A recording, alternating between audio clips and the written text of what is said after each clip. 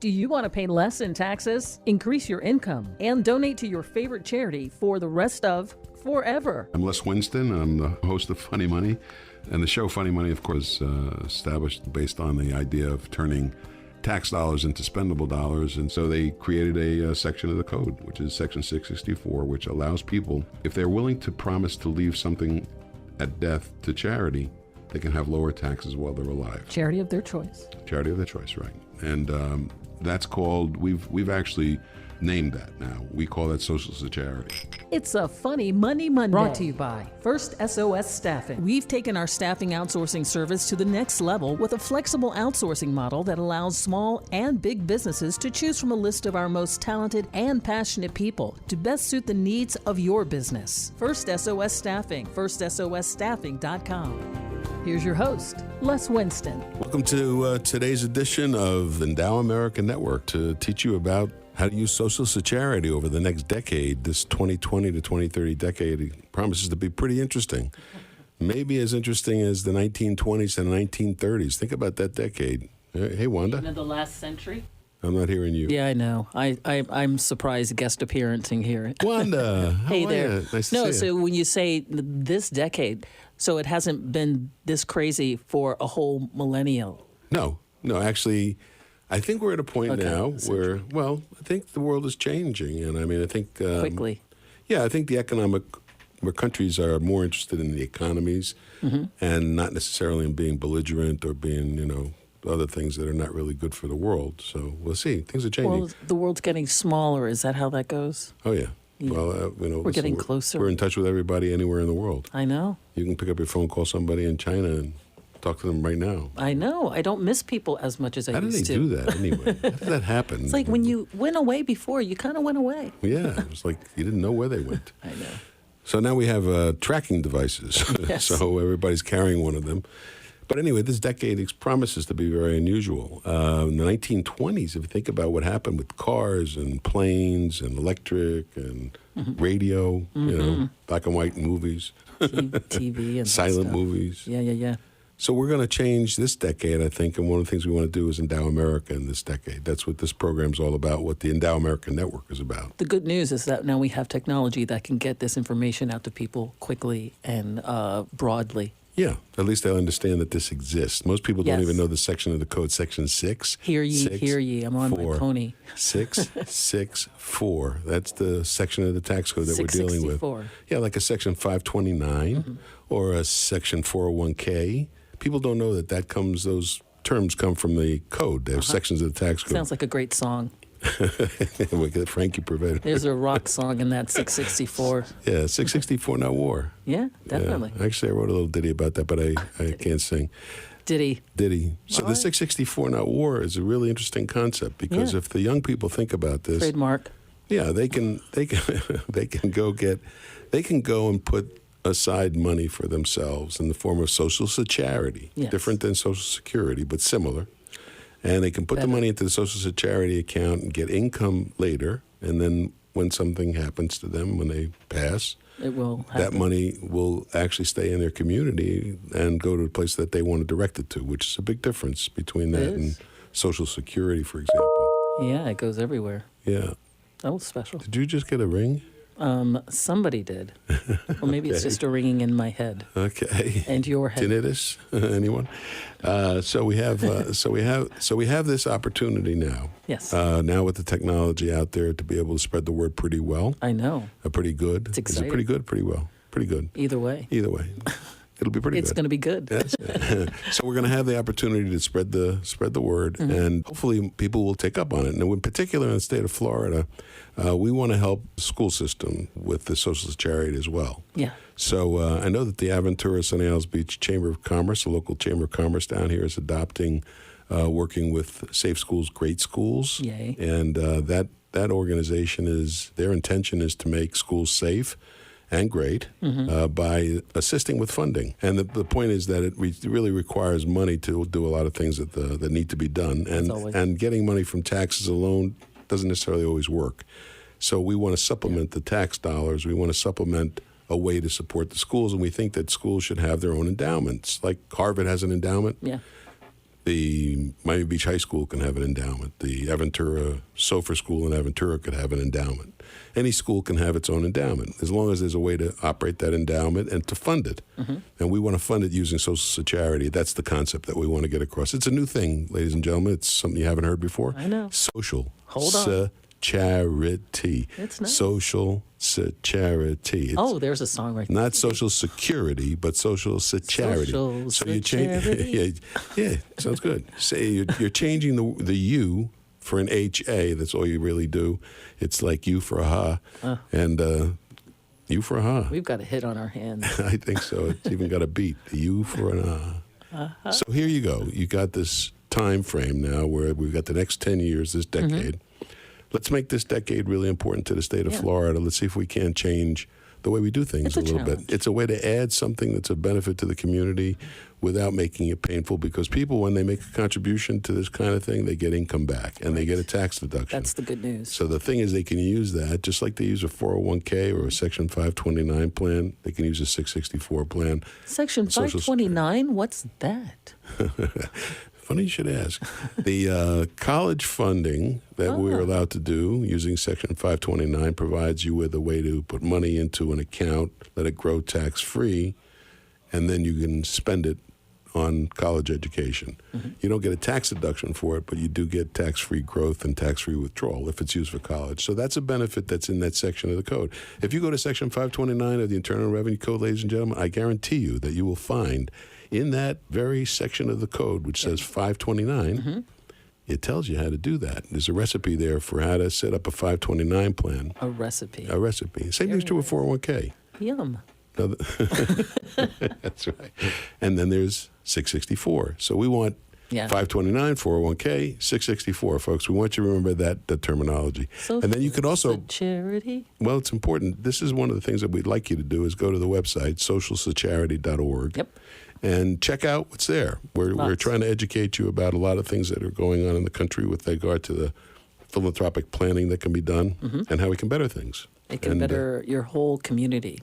Yeah. And your life at the same time. That's You what got I it. like. That's While you're alive and when you after. go. Right. And you're going to go. Yeah, you're going to leave a legacy. Hate to break it to you. You'll leave a legacy. That's Think it. about what happens if you. I was explaining to somebody today. Is they said, "Well, Social Security." I said, "What do you get back from Social Security when you die?" And he looked at me and said, "I don't know. I'm dead." So I said, well, wait a minute. Let's assume, for argument's sake, you're not married. You put money in every year. The government requires you to put money into Social Security. Sure. And now you reach age 60, let's say 67, and one day when you were able to receive the benefits and you pass away. Dang. What happens? Where does that money go? It goes to the government that I It's love. gone. It's gone. Well, people love government. That's what happens. I don't know. I don't know if the young people actually love the government. No. I would hope say that they would think about it as far as their Social Security is concerned. Are they going to get it? That's one of the issues. Well, if you love your country, you can do it broader, I would think, through a social security plan, because that way you're helping your community right there where you are, as per se. It just goes to the government. You know, Wanda, that's a really great point, because when you do Social Security, you're helping your country, Get it right. but you're not using the government. Right. If you do Social Security, you're Just helping helping the yourself and using the government. There's a difference. And I think- are you really helping yourself? I mean, not all that much. I think Well, really- Social Security does help you because A little bit? The government A little kind of bit. said at one point, we don't think people are capable of taking care of their own retirement, so we're going to give everybody something. and that's if towards if there's any left for those that are. Well, if you talk to a 25 or 30-year-old, we ask them, "Are you going to get Social Security?" And they say, "No, it's going to end in 2032." They already know the day. I'm glad they thought that through. Well, here's a plan. another way of doing something. Exactly. An alternative. You got to think outside the box a little bit, but that's what we're talking about. We're talking about it. Build a better box. A new innovation in the world of Social Security and Social Security, 664. Anyway, thanks for listening to Endow America Network, brought to you by First SOS Staffing, which is a really fine company here in South Florida. Finding jobs for folks all over the place. Exactly. You can go to their website and you can find out more about First SOS Staffing. And parking. And parking, yeah, First SOS, that's right. First Valet. SOS. Or is it just parking? First SOS parking. Oh, I see the owner and CEO hovering about. Really? It'd be nice to talk to him about what his company does. You know what? That's a good idea. All right. What a I'll great go intro. Fetch Peter. Okay. Thanks, ladies. Peter, nice to see you. Well, thank you. My good friend Peter Mendez has joined us at the mic.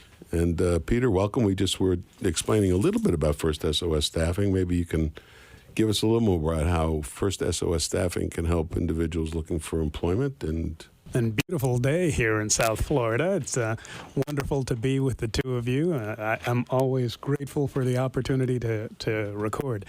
As you know, First SOS is an outsourced staffing company. We provide staff primarily to the hospitality industry, lots of hotels, resorts, food and beverage venues, stadiums, Hard Rock Stadium, Marlin Stadium, BB&T, things along those lines. what do the employees do there? All sorts of things, from working the concession stands to collecting tickets, doing post-event cleanup. Are they allowed to watch the game? I do. Okay. Yeah. I try and sneak in. I'll hold a broom throughout the duration of the game. You know. I was going to say, just let me know where you were.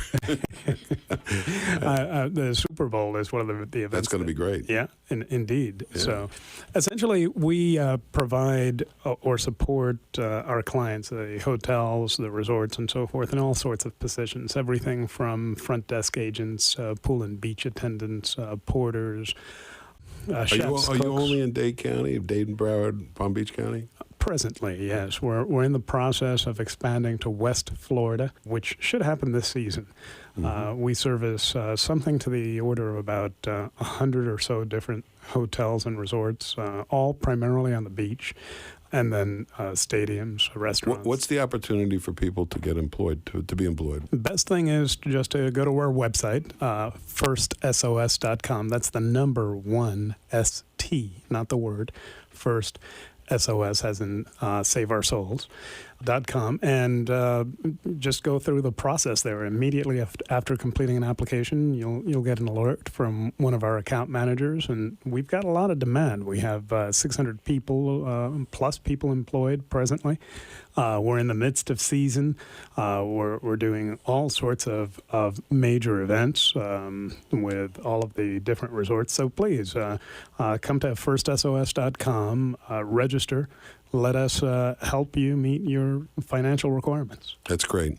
It's funny, but when you're always working, you're not really thinking about what it would be like to not have a job or to not have an opportunity. Yeah. And that's really part of the issues that we have in our country today. I mean, people need to have purpose, and they need to be self-sufficient, be independent, and so on.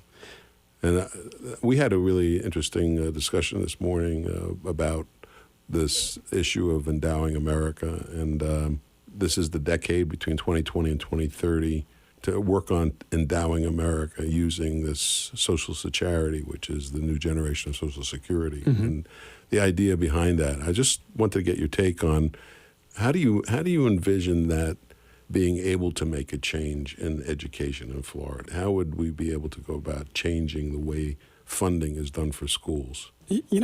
From a macroeconomic perspective, you made reference about the similarities between this time and the period of the 1920s and 30s, right? There are several factors that are very large-scale type factors that are divisive for our entire population. It isn't until the 1930s or since the 1930s that we have had such a spread between the wealthiest and the poorest here in our country.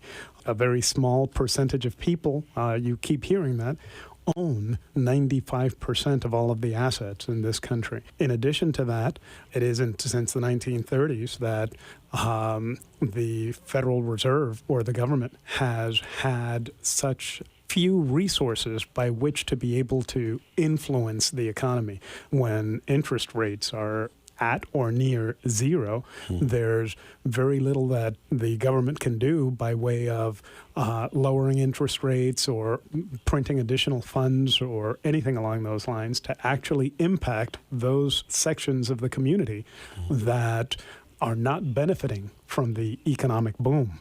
The current government or institutions, educational institutions, are already challenged or burdened. There are worn out paths towards financing those things that the community need that are restricting the areas that need additional funding from receiving them. It's how they apportion the money, where it goes. Correct. And as such, it's imperative that, hey, listen, in the 1930s, soup kitchens made tremendous contributions towards providing our country a leg up to the point until they could sustain themselves by capitalizing on the subsequent economic boom. And there are a lot of people out there, there are a lot of communities, that a lot of schools that don't have books, that don't have sufficient number of pencils, that need to break pencils in half and sharpen both ends in order to be able to supply all of their students. You don't hear about that type of thing when unemployment is at record lows, but that continues to exist. So it's imperative to be able to come up with a grassroots solution to apply the penicillin at the point of pain. So the community helping the community. Soup kitchens was community helping community. Yes, absolutely. I just wonder why that doesn't happen now in places like Los Angeles or San Francisco, where they have such a homeless problem. Is it because we've become so separated from each other in human terms? It's almost hard to believe that a city could be that callous about people to allow that to be going on. I think that the concept of government taking care of everything has made us complacent. You know, in the 1930s, to your point in our conversation this morning, Washington really became an entity as it is in 1929. You know, prior to that, this country relied on community and family caring for its own. And when you have a mindset that the government is ultimately responsible for providing and caring for, you end up having something that is not very personal, that is not going to pay attention to your individual needs. It can never compete with family and community. Well, it has a hard time because of the numbers, and the job that they're trying to do is not easy to begin with. Trying to take care of a community of, especially 330 million people, more, probably 350 million right now. If they can get it down to the community level, break it down into small numbers where a community can take care of its needs through endowment, which is one of the things we've been talking about. And that's one of the reasons for the Endow America network. We want people to become part of this network. We want them to understand that there's a way for them to help their community while they help themselves by increasing the amount of income that they can get later on, and also by reducing their taxes.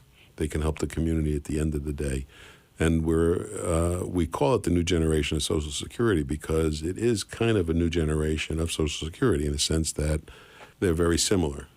Social Security is providing income from the government, and the government set up a way for charities to provide the income instead of government. And if you do it that way, they reward you by reducing your taxes. And that's what people most don't know. They don't know that it even exists. It's section of the code, section 664. You know what a 529 is, right? No, actually, I needed to ask you that. Okay. 529, section 529 is a way for college, for parents to pay for their children's college education. That's what it was designed to do. It allows the parents to put money into an account, allow that account to grow tax-free. And then when the individuals are ready to go to college, they can withdraw the money tax-free. So it's a benefit that's described in the tax code at Section 529. So a lot of people know what that is who have college-age kids and so on. They know where it is because it's been advertised. It's been discussed. It's been talked about. Yeah. Even more prevalent is the 401k, for example. I don't have to ask you if you know what a 401k is. I'm sure you do because most people know what it is. It's a way to retire, and it's a program where you get a tax deduction. The point that I'm making is that those sections of the code which are known to people, the numbers, they're known because it's been told to them over a long period of time. So Section 664, which is the section of the code that we want to use to endow America, that's the one that we want people to become familiar with because it's so important and vital to them to be able to use that. And that goes along with what you're talking about, is how does government really do what we're talking about properly, or should government be doing what government provided for us to do, letting us do it ourselves, and government has assisted us by doing what they did with the code? It's a better choice. You're a very integral part of what we're doing. I appreciate that you're willing to serve on the advisory board of the Safe Schools, Great Schools project. It's actually a national project, but it's actually also a Florida project, primarily right now. Well, I'm the one that is very grateful. I regard it a privilege to be able to participate in something that can impact so many lives and so fundamentally change our country toward the better, right? By capitalizing on the principles that this country was based upon. To your question earlier in terms of why do you think that type of community involvement isn't taking place now as it did in the 30s? Mutual support. You know, to a certain extent, there's a twofold reaction for me to that. First of all, in my view, government isn't good, wasn't designed to care for its people. I believe that's somewhat of a semi-socialist misconception.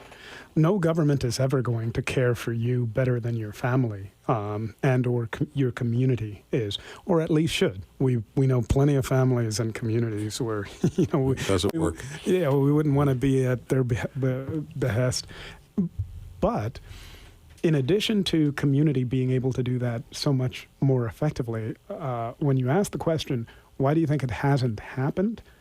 Until you brought this to my attention, I had no idea that there was such an effective resource that you could replicate that which the government imposes on a mandatory basis by way of Social Security, that you could do something comparable to that yourself volitionally, and that the benefits that you would have as a result of those contributions would far outweigh or significantly outweigh the income and other results that you would have during the drawing phase of that, in addition to leaving a legacy. When you're talking about the next generation, Social Security being the next generation of Social Security, right? And how they work together. Actually, they were intended, I think, to work together until one would replace the other. I do think that Congress had that in mind in 1969. I really do believe that. I think they knew then that the demographics were going to change so significantly that they had to pass this law, the Section 664. But this is available to anybody who wants to get income later on and who wants to, instead of leaving no legacy behind, they have an opportunity to leave a legacy in the community, and they can actually do something good. Understood. Okay, so here I am, a person that is earning $100,000 a year. Right. And I determined that this is an appropriate tool for me to use for my retirement planning and tax planning. How do I go about doing what? It depends. You're a family of four. Yep. And you have discretionary investment income of, say, $20,000 a year. And my objective is to significantly enhance my retirement income. I'm at say, 40 years old. Okay, so the first thing would be, have you satisfied all of the, what we call qualified plan availability that you can take? And that means if you're using an IRA to accumulate money, have you maxed out your IRA? If you're using a 401k to accumulate money, are you maxed out in your 401k? If you're using a pension or profit sharing plan through a business, are you maxed out on those? As long as you're maxed out on those, then you would want to look for other ways to reduce taxes. So you need to be in a position where you've utilized all of what you have available to you. Because not everybody has a 401k available. Not everyone has a profit sharing pension plan. Most people have an IRA. Everybody would have an IRA available. They would utilize the max there. And then if they wanted to accumulate more, they can't add more to Social Security. If you give Social Security more than they're entitled to get, they'll refund it. So you can't buy more Social Security. Also, there actually is a way to get more from Social Security than they would normally allocate to you. Okay, fair enough. I don't think so. But anyway, the Social Security, however, is available in addition. So if you're in a position where you have more money that you want to invest for retirement purposes, you can do it getting a tax deduction, even at the younger ages, because if you're using pooled income funds, young pooled income funds, those have fairly good tax deductions even at the younger ages. Mm-hmm. You know what it's like? It's like dollar cost averaging with mutual fund investments. It's like taking a monthly payment and putting into an investment account, except that instead of it being a mutual fund, it's a charitable mutual fund. It's a similar concept. Mm-hmm. So accumulating money or saving money is most successful when it's done on that basis. Small increments that you really don't notice. That's why 401k plans are easy for employees to deal with because a certain amount's coming out or the employer's adding a certain amount. But you can do that with an IRA, do that with a SEP. You can do it with a lot of plans, but with a Social Security plan, you can do it the same way. So you have dollar cost averaging by buying over time and buying in small increments, and you're basically investing the money in a pooled income fund, is what it's called, a pooled income fund trust. Okay, fair enough. So each year I make this $20,000 contribution, and from that $20,000 that I contribute, a certain amount is tax deductible. Yes, because of your age, and you're going to get income back for a long period of time. Right. Okay, so thank you, and go to our website, socialsecurity.org, socialsecurity.org. Find us on Facebook too, right? Thank you, Wanda. Yeah. Same with First SOS Staffing. That's the number 1 STSOS, as in Save Our Ship, .com. And thank you very much for having us. And thank you for supporting. This is the Endow America Network, and my guest is Peter Mendez. He is our actual co-host. And co-hosting with Peter is a pleasure. We always have very interesting conversations with regard to this type of mix. It's a very, we come at it from two different perspectives, but both have the same purpose in mind, to make things better in the community, because we all benefit from a better community, one way or the other. Yep. Very Confucian. So anyway, I want to thank you for being a co-host this morning. And Wanda, thank you. And we'll see you next time. Again, this is the Endow America Network, and we want to change things in the next decade, 2020 to 2030. We want to endow America using the next generation of Social Security. It's a lot to say, but it says a lot. We've actually named that now. We call that Social Security. Social Security. Find out more when you visit socialsecurity.org. Join us for the podcast. What will you do with your funny money?